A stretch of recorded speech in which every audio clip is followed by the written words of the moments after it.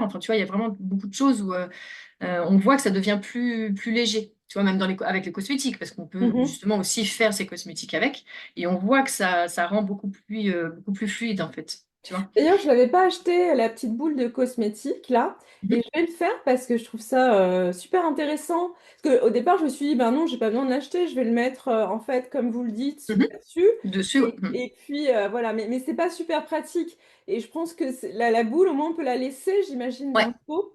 C'est ça, ouais. Ouais. La bille, en fait, tu la mets directement dans le pot. Alors, il faut faire très attention parce qu'il faut que le produit, parce que la dernière fois, parce que tous les alliages réagissent très très vite aux agrumes et à l'acide citrique Ah, qu'il y a dans d'accord. les agrumes. Donc, c'est pour Mhm. ça qu'on dit à chaque fois, attention, tous les régénérateurs, y compris la bille en alliage, il ne faut pas la mettre au contact plus de 30 secondes des agrumes, de tout ce qui contient de l'acide citrique. Et en effet, on le voit, moi, alors, on peut le faire, hein, mais on fait attention. C'est-à-dire que quand je fais mon jus d'orange, je ne vais pas m'interdire de l'hydridionner. Je vais l'hydridionner 30 secondes. Et après, tout de suite, hop, je rince et je vais essuyer. Tu vois? Et je sais que Mhm. j'ai hydridionné mon jus d'orange, tu vois.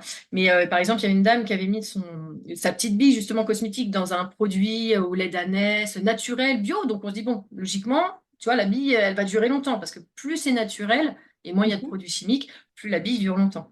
Et Oui. en fait, elle dit, bah, je comprends pas, voilà, en 2 jours, là, elle a beaucoup rapetissé, il y avait beaucoup de poudre et tout. Et en fait, il y avait de l'acide citrique dans son. Voilà. Il y avait vraiment marqué, tu vois, acide citrique dans la composition. Donc on a dit, bah non, bah là, tu vois, ça va pas. Donc c'est vrai que. Voilà. Mais logiquement, c'est fait, voilà, on regarde bien les ingrédients et on peut le laisser dedans. Et après, bah, une fois par semaine ou une fois toutes les 2 semaines, on va se dire, bah, je prends la petite bille, je vais la nettoyer, tu vois, je vais frotter un peu et hop, je la remets dedans. Tu vois.